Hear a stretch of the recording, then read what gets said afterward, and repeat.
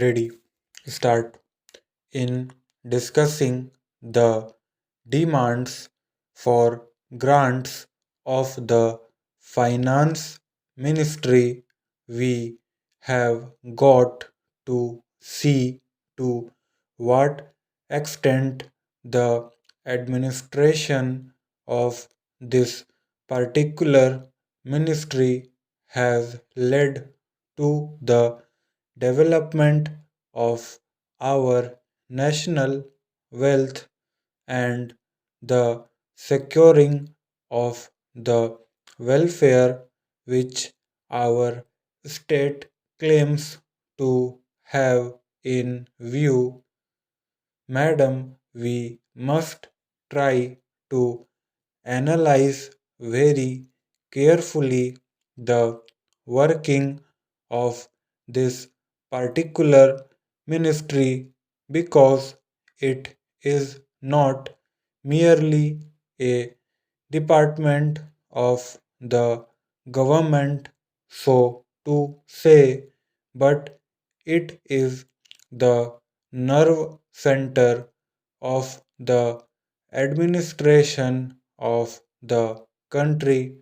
I would like first to refer to the role of foreign capital because in determining the manner in which the permission of capital issues has been granted by the particular administration, we should keep in our mind to what extent the interests of our nation have been served. I fully endorse the statement which the previous speaker has made so far as repatriation of the investments made by foreigners and of profits are concerned.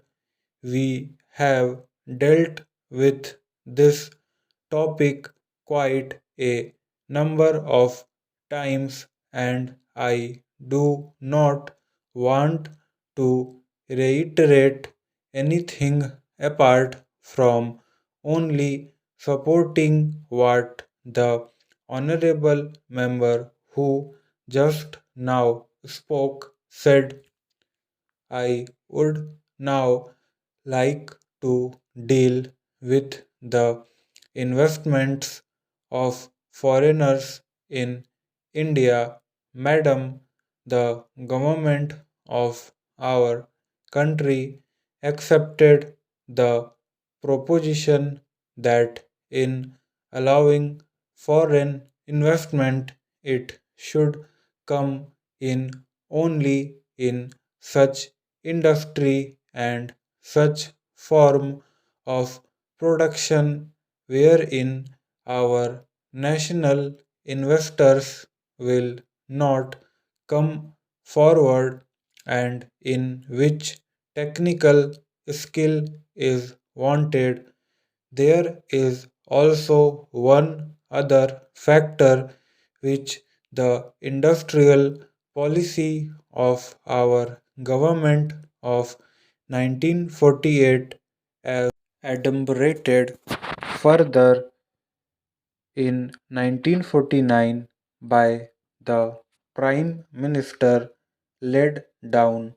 It specifically said that the control and ownership of such concerns should, as far as possible, be in the hands of Indian nationals and the technical know how of our country should be developed.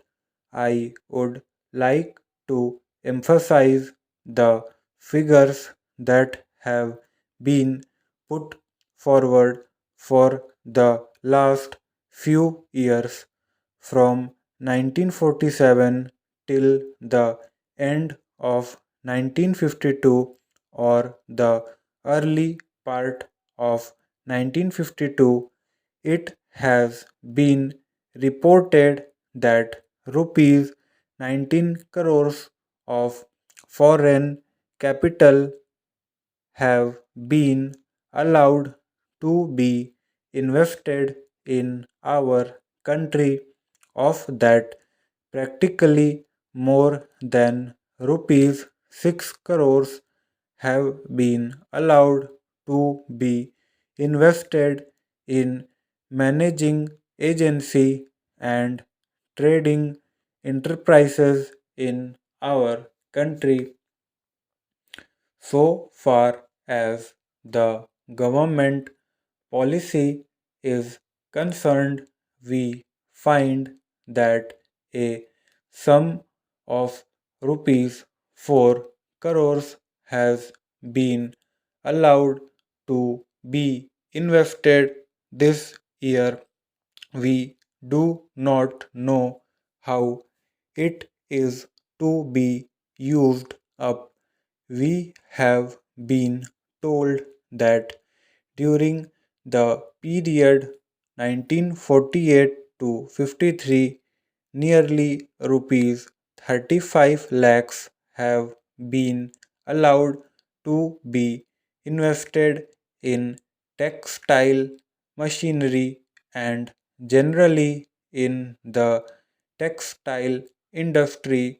We have seen to what extent cotton and jute have been dominated by the national capital and to what extent they play the role as against the demand for them. We know further what the government is doing in regard to these industries and how the Indian counterpart in these industries are behaving, then why this further penetration of foreign capital?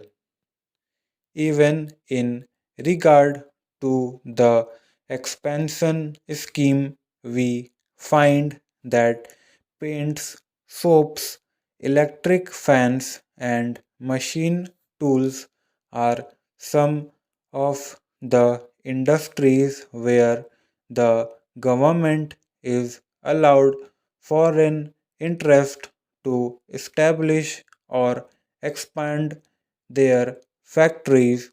It will adversely compete with the production of the country when the indigenous producers do not find any market in this sphere.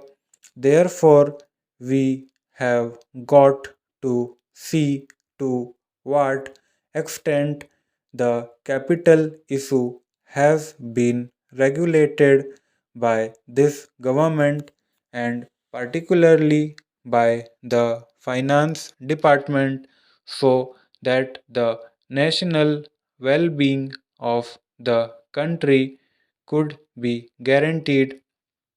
Then we have got to look into the fact as to how far the new industries are allowed to function. So far as the oil refineries are concerned, some of them have been established and some more are going to be established very soon. In the control of the administration, the Indians have no share.